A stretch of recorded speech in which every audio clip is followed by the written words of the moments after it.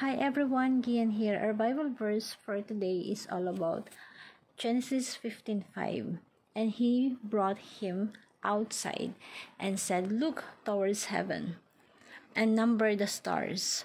If you are able to number them." Then he said to him, "So shall your offspring be." And he believed the Lord, and he counted in to him as righteousness.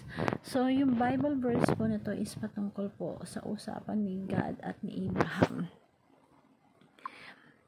So, ang ating pong topic is umiikat sa God's perfect timing. Lalo-lalo na po kapag sa pagtupad ng pangako ng Diyos, laging ang timing ng God is always perfect. Ang problema kasi dito, si Abraham po, matanda na siya.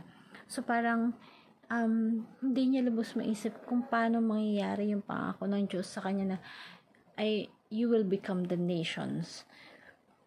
So iniisip niya baka yung apo niya doon magsisimula, ganun. So hindi, sabi sa kanya ni God, yung I will make you the nations. So, kapag nananampalataya ka sa Panginoon, kagaya po nangyari kay David, kahit gaano katagal yung pag-aantay mo, magtitiwala ka. Imagine niyo po si Abraham, napakatagal na natupad yung pangako ng Diyos sa kanya, pero nangyari pa rin. Kahit nga po patay na si Abraham. Kasi naniniwala si Abraham sa ating Diyos. So, ganun din ikaw, na dapat magtiwala ka sa ating Diyos. Ang best friend ng waiting is faith. So, kapag marunong ka mag-antay, andun yung faith eh. At ang enemy ng waiting is doubt. Kapag wala kang tiwala, meron kang doubt, doon na nag-uumpisa na umaasa na tayo sa sarili natin, sa sariling diskarte natin. Na ang nangyayari, kapag nag-rely na tayo sa sarili natin, na diskarte, napapahamak tayo. So, doubt makes us rely on ourselves, which is at the end of the results ng pag-diskarte natin, dahil hindi tayo marunong mag-antay, is lalo pa tayong napapahamak. Kapag dumiskarte tayo ng sarili natin dahil hindi tayo marunong mag-antay, kadalasan kapahamakan ang naging resulta. God makes our life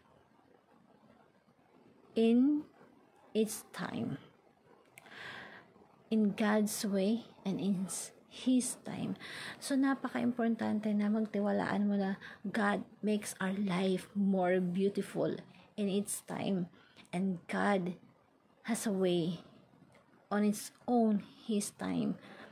Wait on God's because His way is the best way. Lagi mong tatandaan yan. Huwag natin pangunahan yung ating Panginoong Diyos sa anumang diskarte niya na sa buhay natin. Kasi yung diskarte ni God, that is the best way na kailangan nating sundin. Kailangan lang na kung paano niya tayo i-guide, matuto tayong sumunod. Because always God time is perfect.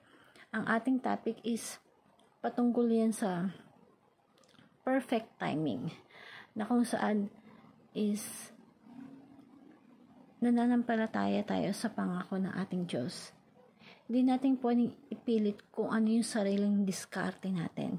Kasi, lagi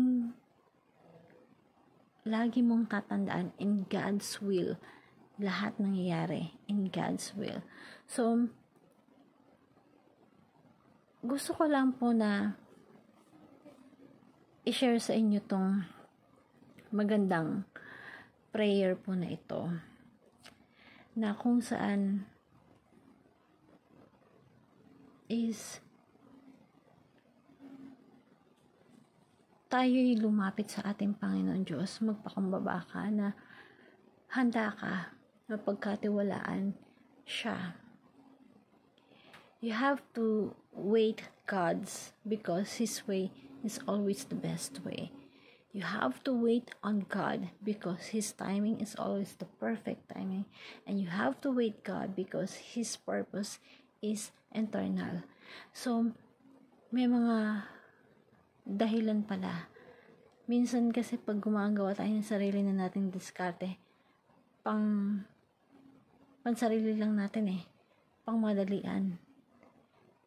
Pero kapag yung plano ni God, yung diskarte ni God, pang internal po yun. So, tayo po'y magdasal at magpakumbaba sa ating Panginoon Diyos, nagkabayan niya po tayo at gamitin niya tayo maging channels of blessing sa ibang tao na mapagkatiwala, panatagin niya yung pananampalataya natin na kaya natin mag-antay sa Kanya sa anumang plano niya sa buhay natin. At itaas natin palagi sa Kanya na in God's perfect time, lahat ng bagay na magaganda gagawin ni God sa buhay natin. And we pray with the powerful name of our Lord Jesus Christ. Amen. Thank you ulit. Good night and God bless everyone.